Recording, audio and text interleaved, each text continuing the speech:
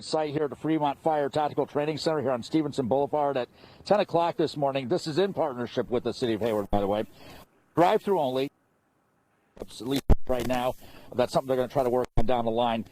Even though this testing is free, you must be showing symptoms to be tested. So drive up to the screening tent. You're asked a series of questions. Have you been in contact with a confirmed case? Traveled to any other countries hit hard by the outbreak? Are you a first responder or a healthcare worker? Do you have underlying health conditions?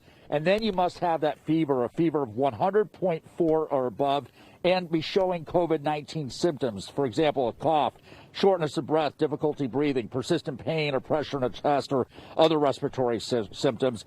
And a doctor's referral is not needed. It's important to the Bay Area because we know that our healthcare providers are taxed and they haven't been able to mobilize enough testing centers. So we figured that with Hayward doing what they did and us being able to parlay off of that, we're widening the net. We're providing more testing opportunities for folks that need it. And then when we identify people that have actually tested as positive, to get them the treatment that they need and for them to know positively that they have it and isolate away from friends, family, anybody that they might be living or working with.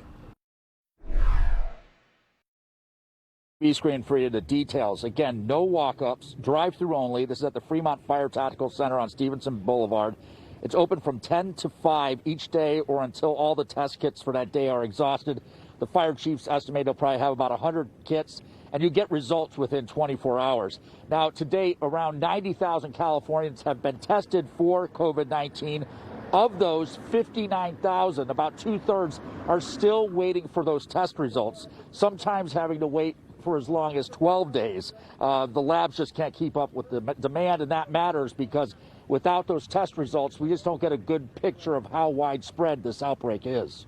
Reporting live here in Fremont, Bob Riddell, NBC Bay Area News. Yeah, a lot of people just want to know. Thank you, Bob. Well, Santa Rosa police are mourning the death of one of their own. This is due to complications from coronavirus. There's new video of a funeral procession this morning for Detective Mary Lou Armour. She was just 43 years old. This morning's procession started in Santa Rosa and ended in Vallejo. Armour worked for the department for nearly 2 decades, most recently in the domestic violence unit. 6 other Santa Rosa PD members have also tested positive. And a crew member from the Grand Princess cruise ship, which was anchored in San Francisco Bay for the past 2 weeks, has died from COVID-19 at the San Francisco hospital. That's according to leaders from the city of Filipino community. Now, they are also concerned about the hundreds of crew members who remain on that ship, and a month after they set out for a cruise that became a major coronavirus cruise at sea. NBC Bay Area's Tom Jensen is live for us in San Francisco, where quarantines are remaining for those crew members, and it's supposed to end this afternoon, Tom. It is at 3 o'clock this afternoon, Marcus, but the fate of the crew members is still in limbo, according to a member of or leader from the San Francisco Filipino community. There was more than 400 members from the Filipino community who were crew members on the Grand Princess cruise ship, which is still anchored out here in the Bay. About 80 members of the community are still under quarantine, that quarantine which is supposed to end this afternoon, but their fate is in limbo. NBC Bay Area Sky Ranger flew over the ship anchored here just a couple of days ago. We learned this morning that crew member who passed away at a San Francisco hospital was a man from the Philippines, but no other details were available. I talked to the leader of the San Francisco Filipino Community Center, who says the crew now may not be able to make plans to get home due to travel restrictions, which are still in place for a couple more weeks. He says they've been told they might have to stay on the Grand Princess even longer until they can travel, a serious concern for many who fear the ship might still be contaminated. We feel like they should be taken off of the ship, put in safe and healthy accommodations here on shore. And so there's a lot of things in place that need to be put in place to make sure they're taken care of. But right now, we don't know that there are plans to get them off of the ship. This was the third passenger from the Grand Princess to die from COVID-19. He was taken off the ship and transported to a San Francisco hospital last month. and then died at the hospital. 103 people on board, passengers and crew, have also tested positive, and nearly 700 more have tested negative. I talked to one of those passengers who tested negative just a short time ago, a woman who lives in Crockett. She said she and her husband just got their test results back yesterday, even though they were tested about 3 weeks ago while under quarantine at Travis Air Force Base. Both of them came back negative. She said her heart goes out to the family member of this crew member who passed away and the rest of the crew members who still remain on board. I have to say that Princess Cruise Lines also emailed us a statement just a short time ago saying that they sent their condolences to the family as well. We're live in San Francisco. Tom Jensen, NBC Bay Area News. Yeah, thoughts with all of them. Thank you so much, Tom. You know, for the first time in 9 years and 5 months, the Labor Department said that the number of Americans working is falling. Scott McGrew, a record boom lasted 2 presidencies here. One of the longest records in American history. Good morning to you, Marcus. Now, we knew it was going to end. We didn't guess with coronavirus, but once that came, we knew it was going to hit the economy hard. The big question is, how long does this last? Can we get back to the boom? So here are the numbers from the Labor Department this morning. They said there were more than 700,000 fewer jobs in America than the month previously. Now remember, this number is just for March. It does not include those first-time jobless claims we saw earlier this week, which was in the millions. So that unemployment rate you see on your screen, that's entirely inaccurate. We know that. These are very muddy numbers. Let's take you out to the big board in New York City. The market's moved a lot lower. I don't think this is on the jobs number. CNBC speculates it's more about just the shocking numbers that are continuing to come out of New York. But boy, it's been up and down on the stock market. Marcus, the unemployment rate, I mentioned that was probably a completely worthless number at this point. It is a lagging indicator. It tells us things that happened in the past, not what is actually happening in the future. It gives us that snapshot. It's got to be, and this is just a guess on my part, more like 10% or something like that. We'll see that number rise. It won't be accurate for quite some time. All right, Scott McGrew reporting live for us. Thank you, Scott. Well, you know, time now for your microclimate weather forecast. Taking a look out at Fremont, just nice and clear and beautiful out there today. You know, we've been tracking the return of that rain, but Carrie, I don't want to talk about that just yet. Let us enjoy this beautiful weather that we're experiencing today. Yes, we have one more day of this beautiful weather, and we've enjoyed it all throughout the week. Yes, it does continue today, but it does come to an end tomorrow, but some much needed rain coming in as well. Let's get a look outside as we check out our live view in San Jose. We are going to see, once again, beautiful clear skies, but also starting to see some more clouds moving in as we go into this afternoon, and our temperatures that will continue to warm up today as we reach into the upper 60s. But we've also been checking on the weather for the rest of the country, seeing how it's going. And so they've had some really cool air moving from the Midwest into the South. They've had some really warm days across the South, but looks like very soon that will be coming to an end as well. But we're still in the upper 70s in New Orleans, one of those hot spots where people are now sheltering at home, and 87 in Miami. We look at some of our temperatures here in the Bay with some mid 60s, but we will be cooling off as well. So we'll talk about that approaching storm and the timeline of that rain. That's coming up in the full microclimate forecast. All right, looking forward to it. Thanks, Carrie. Well, something good for you this midday. If you're looking for plans this weekend, you can actually help San Francisco celebrate the 150th birthday of Golden Gate Park. It's officially tomorrow, and the city had planned for a big party in the park, but because of the coronavirus, celebrations will now be virtual. Yeah, the SF Parks Alliance plans to hold a digital concert series tomorrow with hidden treasures and unknown stories. Should be a lot of fun. Well, tomorrow, join us for NBC Bay Area News Special. We will actually bring you the best of the best stories. This is amid the outbreak, and tell you how you can do something good for your neighbors in need. I want you to watch Coronavirus Our Community Responds. That's tomorrow night at 7 o'clock. And you know what? Ellen will be back next week. Ellen DeGeneres Show will return on Monday with episodes filmed at Ellen's home. This is at-home edition of the talk show. Will actually feature guests joining Ellen via video chat. Next week's lineup includes interviews with Jennifer Lopez, Chrissy Teigen, and John Legend. Well, coming up for you, there are new rules for when you go shopping. The big changes you'll see at Costco and Target. And there's new guidelines for masks in public. Our Chris Sanchez breaks it all down for us coming up next.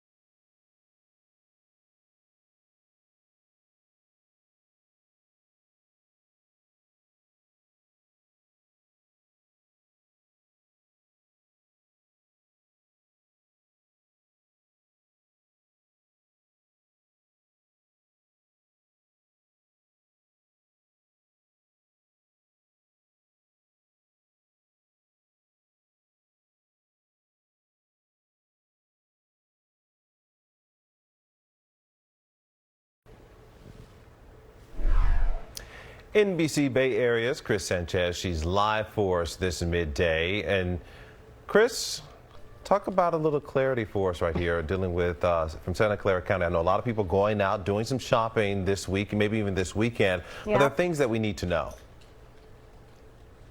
Right. We've been getting a lot of mixed messages about whether or not we should be covering our face or wearing face masks when we go out in public. And within the last hour, the Santa Clara County Public Health Department issued the reason, some clarity for why they changed their guidelines, and they're now telling us to cover up when we go out.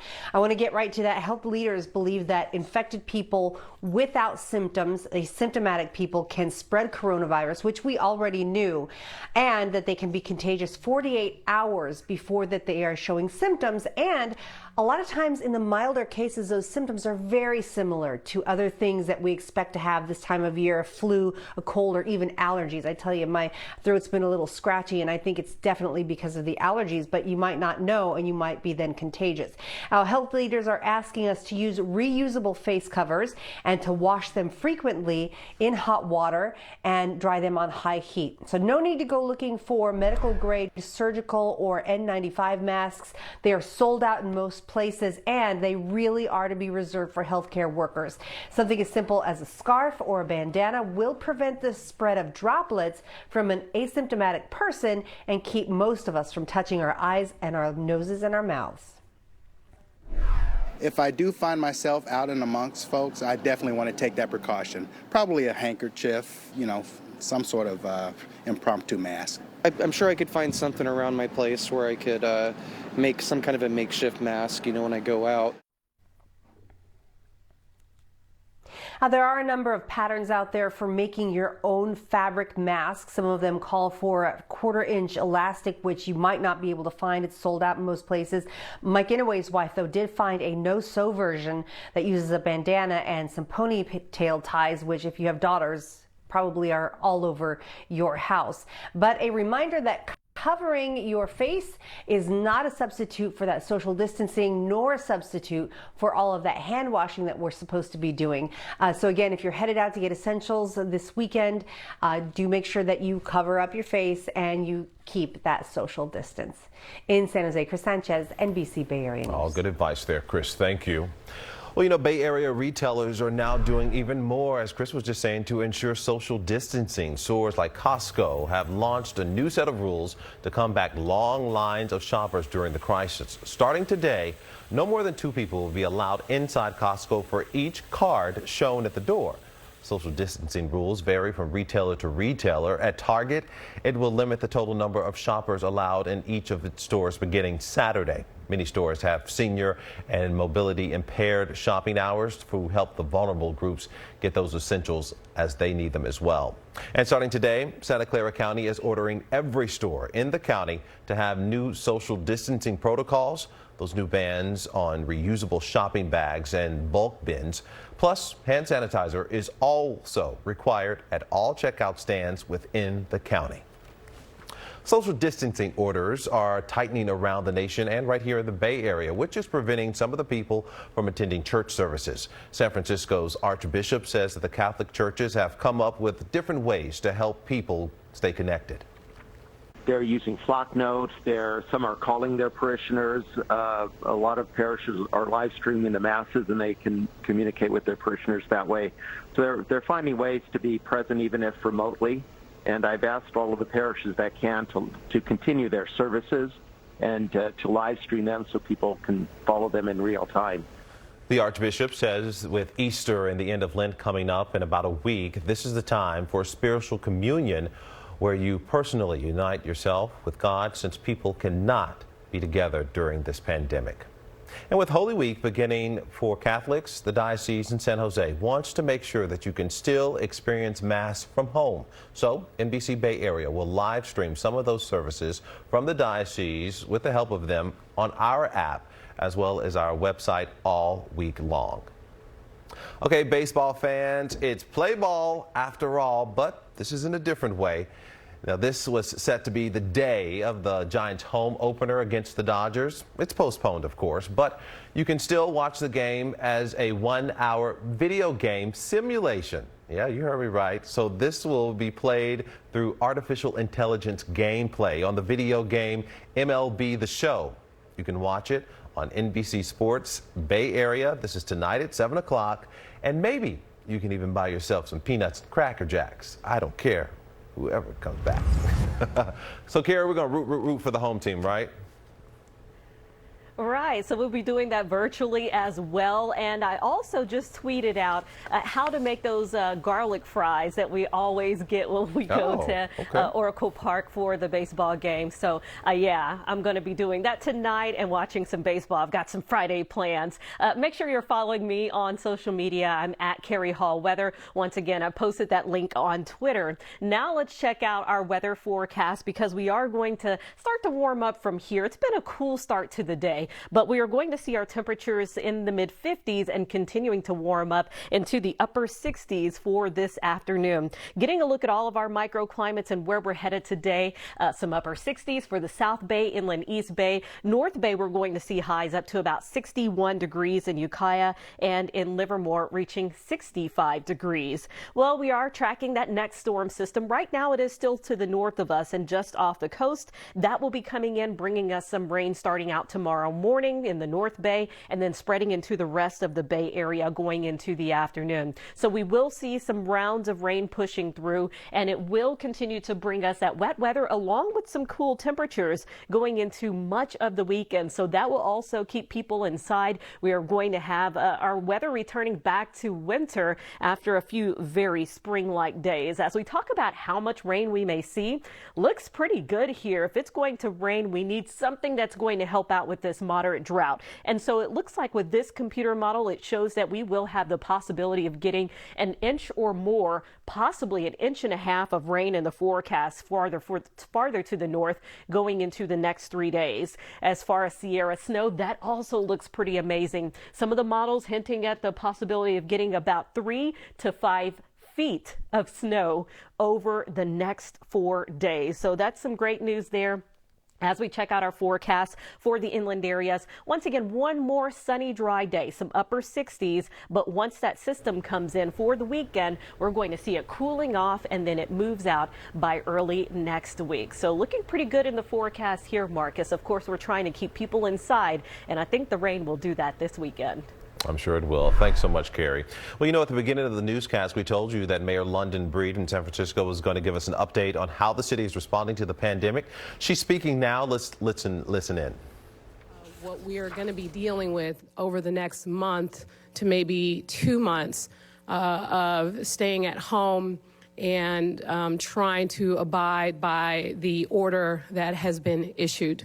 And we know that it is important that while children are at home, that they continue to access learning. For some, having access to a laptop and the internet is a luxury that other kids may not have. And so we also know that the school district has been working really hard to implement policies around distance learning that they are interested in launching within a week's time. And so what we have done in partnership with the school district and 2 nonprofit organizations, Education Superhighway and 1 Million Project Foundation, we are working together with them to provide free Wi-Fi or super spots in the areas where we know that they are needed the most, including in our public housing sites, our single-room occupancy buildings, community centers, and other neighborhood locations where students lack connectivity to the internet. And I want to also express my appreciation to the Department of Telecommunications that the department has been working with several public housing sites, and we know that at least in 6 of our public housing sites there's access to free internet, including in the Bayview Hunters Point and Western Addition community. But we also know in places like Sunnydale and other locations where we have large populations of children who may not have access to the internet, this is going to be very critical to ensuring that they have the support that they need. The school district also through philanthropy has been able to purchase over 4,000 laptops, and we are currently working with the school district and the tech sector to secure an additional 4,000 or so laptops to support those students who may not have the devices that they need at home for the plans to launch distance learning. We really want to thank the Thomas Bravo. It's a private equity firm in the Bay Area which provided $2 million to the school district to help with this effort. This donation, and right now you're listening others, to San Francisco Mayor London Breed as she talks about what they're doing for education within the city right now during the pandemic. They say they're going to help students with access to Wi-Fi as well as laptops so they can continue education throughout this pandemic, which has been really hard for a lot of people. Now, we're going to continue to listen to that press conference and bring you some updates throughout the midday newscast, as well as we're going to have that online at NBCBayArea.com. Well, coming up next for you, Chris Kimura has some tips for us when it comes to our cars. But first, happening now, McDonald's is taking steps to mitigate the spread of the coronavirus. Its restaurants, including franchise locations, will begin screening employees' temperatures at the beginning of the shifts. The fast food chain said that managers will ask employees a series of health-related questions before they start work. Those questions are designed to ensure employees are healthy before serving customers. A majority of McDonald's have remained open for delivery, carry-out, and drive-through service. More news for you right after the break.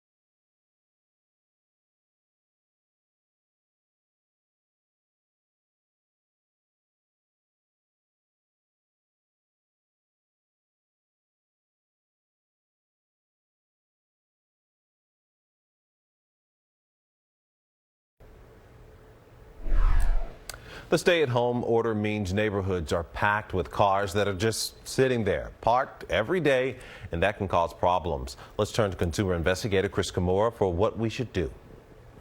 Good morning. We've been hearing from folks who were surprised to find that their car's battery is dead, drained right there in the driveway at home. AAA told us cars, which are basically rolling computers these days, do consume a surprising amount of battery power while parked. The Auto Club offered us a pretty simple solution to prevent a dead battery. Bonus, it's also a cabin fever remedy. Try to drive your vehicle at least once a week for about 30 minutes. If you're headed to the grocery store, maybe you go to the grocery store that's a little further than the one that you would typically visit, just to get those extra miles on your car. Sergio also says a weekly drive can help keep your motor running properly and prevent your brakes from starting to rust. Perhaps you have an electric car. Well, you need to take steps to prevent a full discharge. The Energy Department suggests you open your owner's manual for help. Look up the recommended level of charge needed per week to keep the meter from dipping all the way to zero. Also, look for a sleep feature that might help regulate or extend your battery life during the crisis. We're taking lots of questions during this time. Share yours at NBCBayArea.com/responds or call us 888-996-TIPS. Thanks, Chris. Well, coming up, we're tracking all the top stories this midday, including new guidance on masks, what you need to know before you head outside. And still ahead for you, separating San Francisco's homeless population during the pandemic. The situation one city leader is calling a ticking time bomb. We investigate next.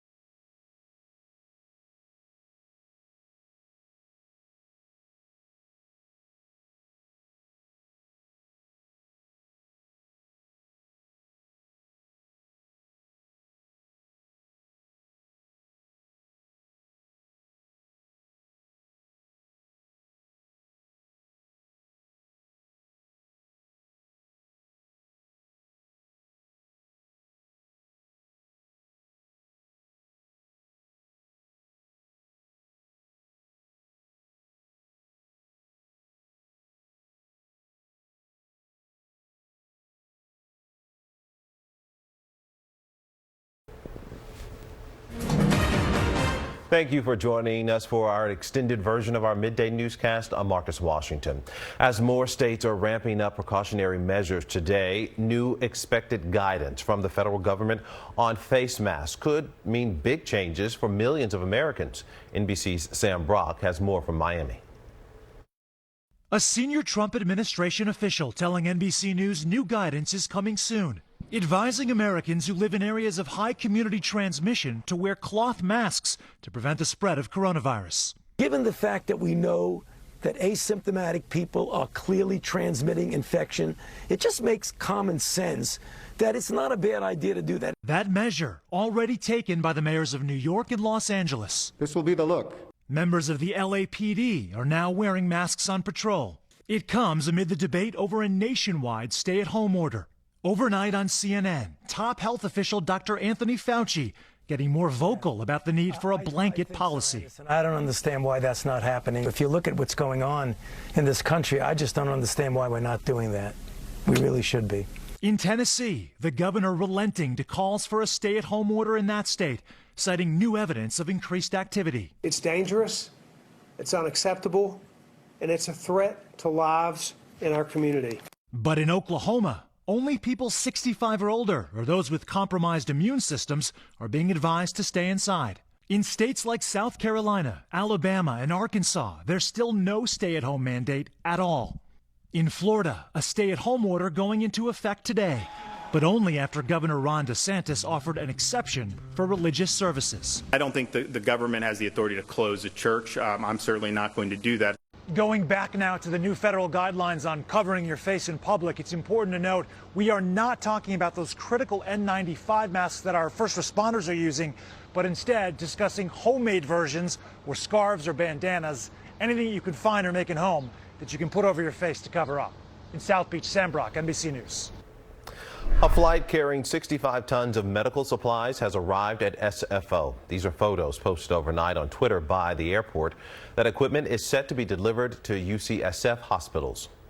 And a Bay Area couple is hoping their nightmare at sea will end tomorrow. They have been stuck on board a Princess cruise ship making its way to the same Florida port where 2 Holland American ships arrived yesterday.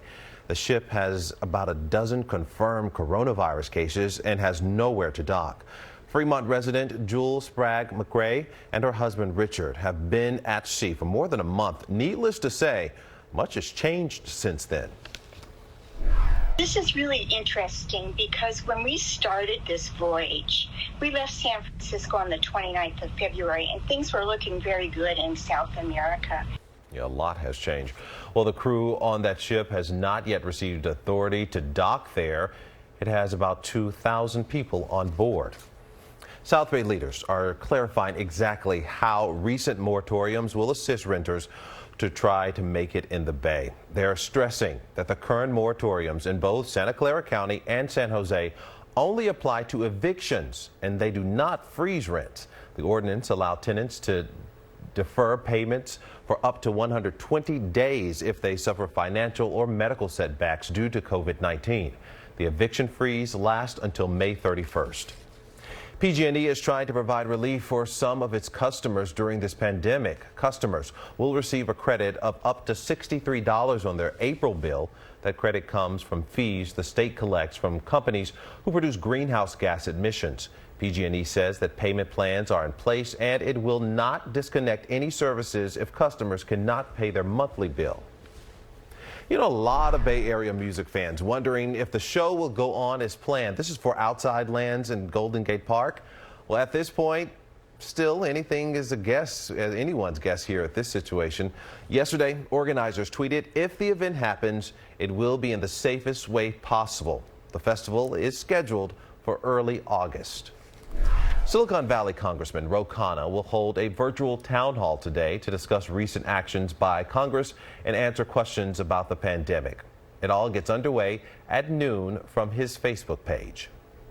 And as we told you during our first half hour, San Francisco now has its first coronavirus case from someone inside a homeless shelter. The city promised to start relocating some people out of those shelters today. This is in San Francisco's Convention Center, but that still hasn't happened. Our investigative team, they have been looking into the conditions inside San Francisco's homeless shelters for several weeks now. This is trying to find out if they're following safety recommendations for such things as social distancing.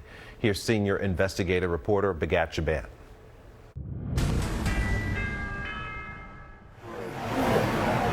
"31-year-old Jake Shack is in line to get off the streets and into a homeless shelter, but he isn't sure if he'll be safe inside, since the coronavirus can easily infect large groups in close quarters.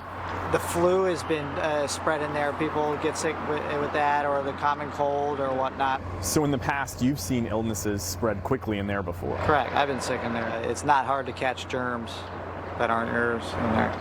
Jake is one of more than 3,700 people in San Francisco who will spend tonight in a homeless shelter. About how close are people getting to one another inside? Close. I would say if you remember being in your high school gym locker, similar to that. Just a couple feet? Yeah. And when you go to eat, you're pretty, it's usually full at a table. San Francisco has been pushing people to stay at home and keep at least 6 feet away from others if you must go out. But that often isn't possible at the city's already packed homeless shelters. Those waiting to check in for the day are frequently shoulder to shoulder, and inside isn't much different. The goal is to thin out our shelter system so people aren't as close to one another as they are in our shelters. On Tuesday, Mayor Breed promised to reduce the number of people in each of San Francisco's shelters by relocating some into new makeshift shelters, including the city's convention center, Moscone West. 394 beds are being set up there.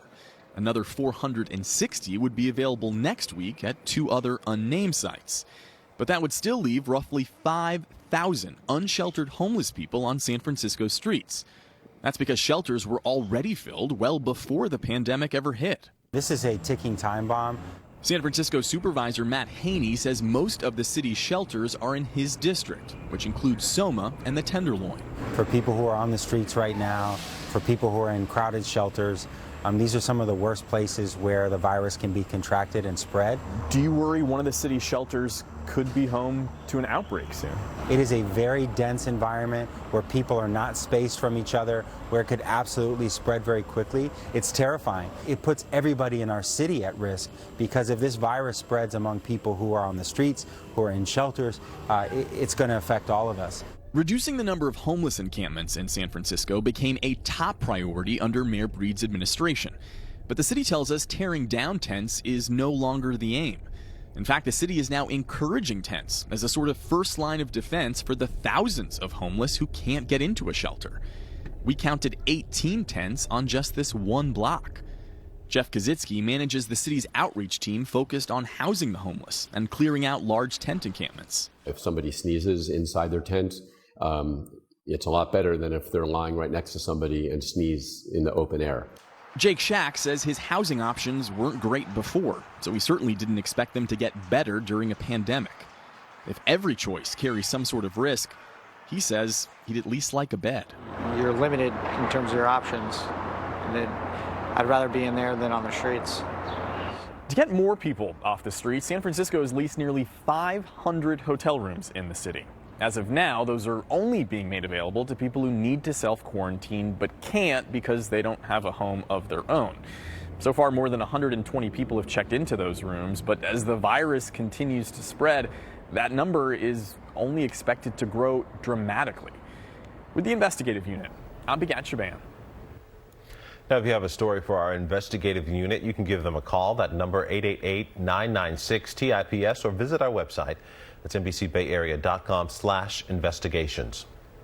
New at 11 for you, Queen Elizabeth II has recorded an address to the nation and the Commonwealth about the coronavirus pandemic. Buckingham Palace said that the message was recorded at Windsor Castle and will be broadcast this Sunday. The 93-year-old British head of state has been at her castle home in Windsor, west of London. She relocated from Buckingham Palace because of the outbreak.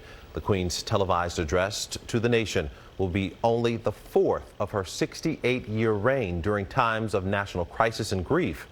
While she broadcasts a recorded message each year for Christmas on Christmas Day, special addresses from the monarch in troubled periods are very rare.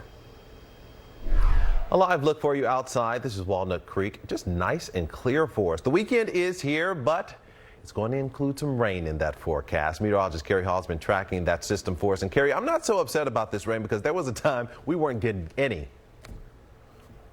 Right. We were all like, what is going on? And it's really got warm during the month of February when we didn't measure a drop of rain. March brought in some rain, but this is looking a little bit more promising as we take a look at this live view in San Francisco. One last day of all of this sunshine before we start to see the clouds, even starting to move in later on this evening. So if you're opening up the windows, you want to get a little bit of fresh air, you have several more hours. Now, as we go into tomorrow, we will start to see more clouds as well as that rain moving from north to south. But once again, we are going to continue to enjoy this for today as our temperatures reach into the upper 60s for much of the South Bay, East Bay, as well as some parts of the peninsula. Going into the North Bay, we have some low 60s for highs. And that storm system that I'm tracking is still to the north of us right now, sliding down the coast. That will be moving in tomorrow. So I'll have a look at the timeline and what you can expect. Looks like we could get a pretty decent amount of rain. I'll have more on that coming up in the microclimate forecast in about 10 minutes. All right. Thanks, Carrie. Well, coming up next for you, California Live, they actually talk with Bay Area teen who helps students all over the world cope with proms being canceled.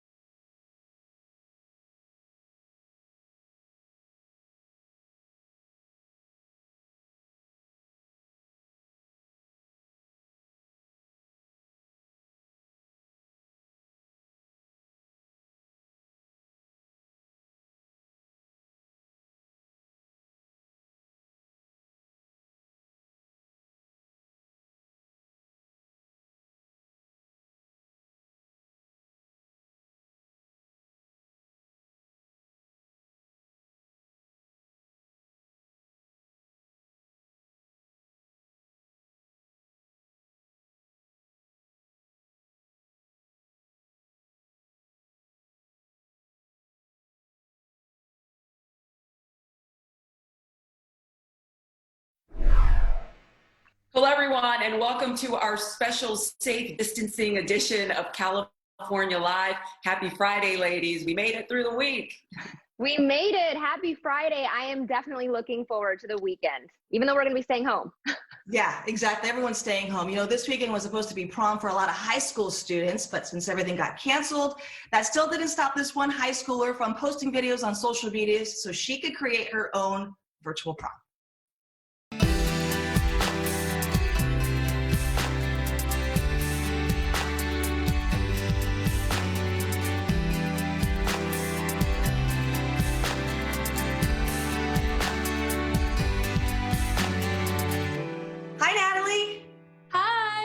Great to see you. So what a great story from you. So we have the shelter in place. Everyone has to stay home. So your prom got canceled and you put together these amazing videos on TikTok. Yeah, so I created a TikTok prom. It all started when I posted my first video with me getting dressed, getting ready because I was upset about my prom being canceled. So I walked downstairs and I asked my dad to be my date and we filmed a video dancing together.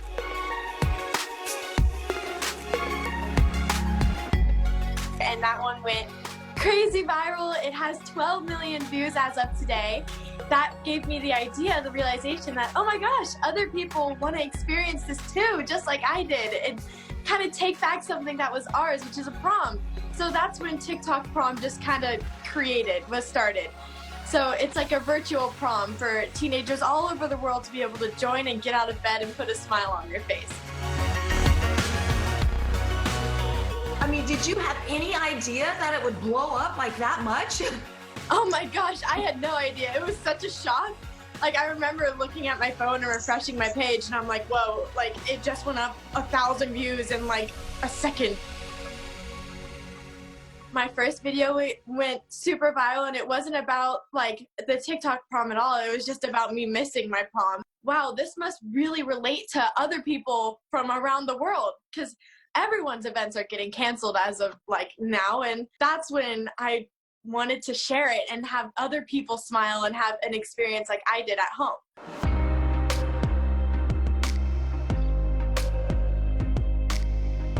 It did so well. I was so proud. I had hundreds of people tag me in videos with them dancing and having fun in big, beautiful prom dresses. And there were even parents that were posting saying that they're the TikTok prom chaperone. We call her No Fear Natalie because she just puts herself out there. I'm incredibly proud. I've always been proud of her because she has a heart for other people. But the way she was able to just sort of jump in and persevere and make this happen, and the fact that other people were as excited about it as she was, it's pretty extraordinary. I had friends texting me saying, "Oh my God, it's your sister!" And I was like, "Yeah, oh my God." People were sending me videos of her on like Instagram, like not just TikTok, like so many different like forms of social media. And like I'd be like just on Explore page, and I'd be like, "Oh, that's my sister!" Like, it makes me feel absolutely amazing. I just want people to be happy and to keep smiling through this tough time. So for me to be able to provide something for that, for people to get out of bed and put a smile on their face and feel beautiful, was just so rewarding. Prom is such a huge milestone in high school, and it was such a great way for her to celebrate with so many people, and they were all able to share this experience with her. And I think the response was so overwhelming. Yeah, it's amazing what you can do with technology these days and all of the creative ways people are coming up with to uplift people and inspire them and get us all through this time.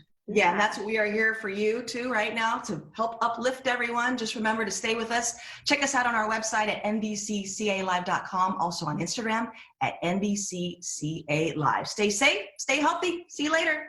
Bye.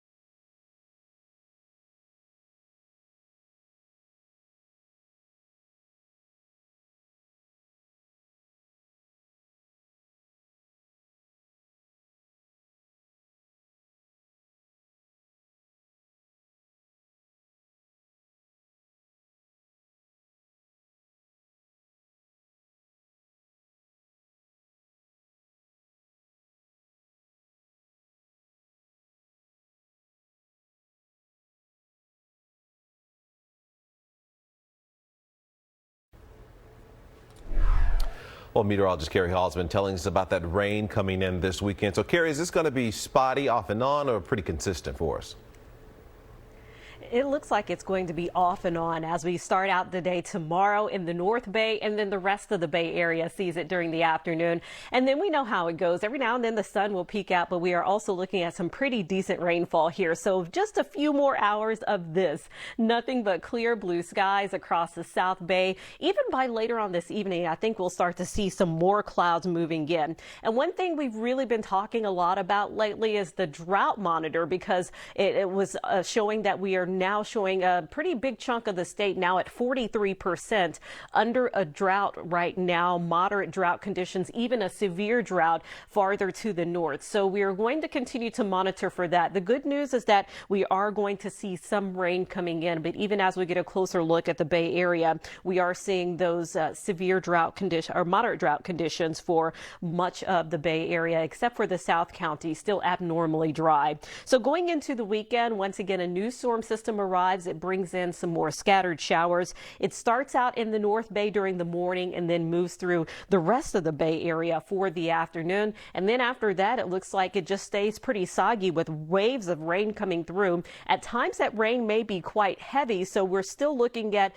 a soggy forecast for Saturday, Sunday, and even on Monday before this system comes out of the Bay Area. We're looking at rainfall totals for most of us over an inch of rain, so that's pretty good. It looks better than the last storm system we had, which really didn't turn out to be that much. So looking at our temperatures, we still have some warm weather today. Actually, this is about normal for this time of year. Going into tomorrow, we're going to cool off once that rain moves in, and it looks like with still the cool weather continuing and the rain into the rest of the weekend, that's the perfect weather to catch up on the movies, continue doing the cleaning and all the things we've been doing inside, just trying to get more creative with staying connected as well. For San Francisco, we're going to see some low 60s today, but once again, a drop off in those temperatures once that rain arrives. So we are going to see the highs only reaching into the low to mid 50s for the rest of the week. And early next week, we still have some showers on Monday, but then by Tuesday, that rain will be moving out, and it looks like we'll see our temperatures warming up thereafter. We'll be tracking all of this, of course, more updates to come, and we'll have another look at news, some quick updates coming up after the break.